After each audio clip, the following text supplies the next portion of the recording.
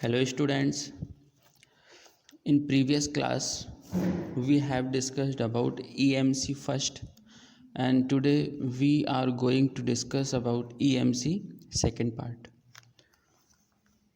EMC जैसे कि full form इसका होता है इक्विवेलेंट मॉइस्चर कंटेंट। हमने इसका ग्राफ भी देखा था फर्स्ट पार्ट में। और EMC कैसे अटेंड करता है कोई भी प्रोडक्ट जब हम उसको ड्राई करते हैं, कैसे ड्राइंग प्रोसेस होती है। सबसे पहले कांस्टेंट रेट ड्राइंग होती है, उसके बाद फिर फर्स्ट फॉलिंग रेट ड्राइंग होती है, उसके बाद सेकंड फॉलिंग रेट ड्राइंग होती है। कांस्टेंट रेट ड्राइंग के बाद में क्रिटिकल मॉइस्चर कंटेंट अटेंड होता है, then first falling rate start होती है। उसके बाद फिर जब वेट प्रोडक्ट का सरफेस एरिया 0 हो जाता है तो फर्स्ट फॉलिंग रेट एंड होती है, सेकंड फॉलिंग रेट स्टार्ट होती है। सेकंड फॉलिंग रेट कब तक चलती है? जब तक कि EMC critical moisture content attend न कर ले कोई भी ग्रेन। आज हम देखेंगे method of determination of EMC। Methods of determination of EMC।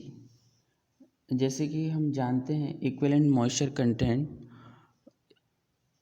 इसको हम कैसे किसी प्रोडक्ट की ये बताएं कि किसी प्रोडक्ट में इक्विवेलेंट मॉइस्चर कंटेंट कितना है या ये कब अटेंड कर लिया है। तो हमारे पास दो मेथड होती है, स्टैटिक मेथड और डायनेमिक मेथड।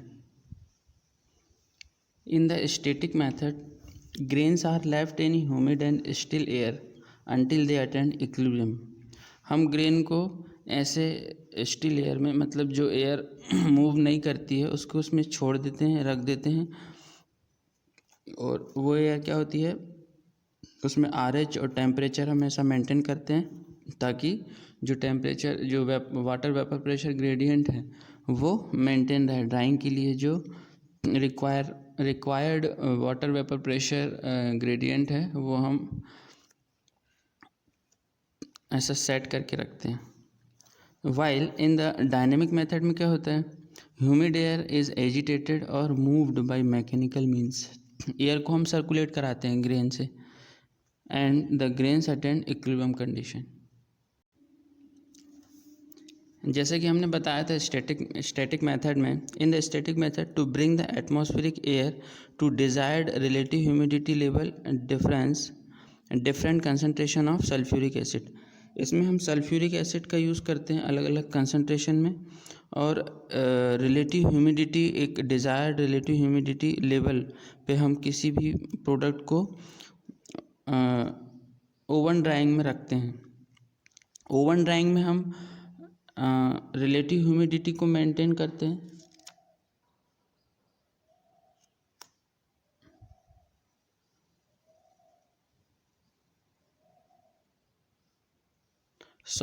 रिलेटिव ह्यूमिडिटी को ओवन ड्राइंग में मेंटेन नहीं करते हैं। ओवन ड्राइंग में सिर्फ टेम्परेचर मेंटेन करते हैं, और जिस भी केमिकल सॉल्यूशन का यूज़ करते हैं हम, जैसे सल्फ्यूरिक एसिड हो गया, हाइड्रोक्लोरिक एसिड हो गया, तो इससे by this we can control humidity, relative humidity जिसको बोलते हैं।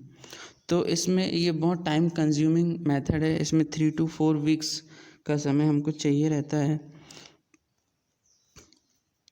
Static method are too much time consuming and to bring the grain to equilibrium condition by acids 3 to 4 weeks are required. Thus, in case of higher humidity and higher temperature conditions, changes of attack of molds are high. जब हम बहुत दिनों तक इसको 3 to 4 week लगता है इसमें EMC determination के लिए, तो इसमें हायर ह्यूमिडिटी और हाई टेम्परेचर के कारण क्या होता है, मॉइस्चर का एक्यूमुलेशन होता है, और जिससे मोल्ड्स का अटैक या फंगस अटैक के चांसेस बढ़ जाते हैं। Decomposition and changes in grain structure, decomposition भी होने लग सकता है, इसका स्ट्रक्चर चेंज होने लग सकता है by higher temperature. It is essential to maintain required humidity and temperature condition of air throughout the test period. और जैसे कि मैंने बताया, ओवन ड्रायर होता है उससे हम टेम्परेचर को मेंटेन करके रखते हैं, और जो हम एसिड सॉल्यूशन यूज़ करते हैं उससे हम रिलेटिव ह्यूमिडिटी को मेंटेन करके रखते हैं। As we know that the relative humidity is maintained by sulfuric या acid solution, तो 0 से 100% तक हम अलग अलग कंसनट्रेशन का एसिड सॉल्यूशन लेके हम 0 से 100% तक का रिलेटिव ह्यूमिडिटी मेंटेन करके रख सकते हैं. The vapor pressure above the acid solution depends upon the concentration of chemical solution and the temperature. हम केमिकल सॉल्यूशन की जगह साल्ट सॉल्यूशन भी ले सकते हैं. Handling of concentrated acid solution is not easy, क्योंकि कंसनट्रेटेड जो एसिड सॉल्यूशन होता है वो इजी नहीं होता है, उससे इंजरीज होने के चांसेस हो सकते हैं. तो हम क्या करते हैं, कोई रिसर्चर्स ने एसिड सॉल्यूशन की जगह में साल्ट सॉल्यूशन लेके भी किया है. Determination of EMC with salt solution is relatively safer, वो सेफ होता है, but to maintain a wide range of relative humidity values a number of salt are needed.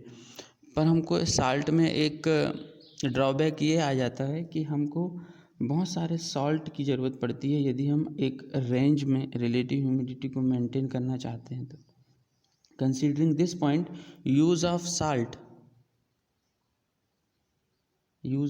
for EMC determination is cumbersome as compared to use of acid. Thank you students. Next video में हम ये देखेंगे dynamic methods of EMC determination.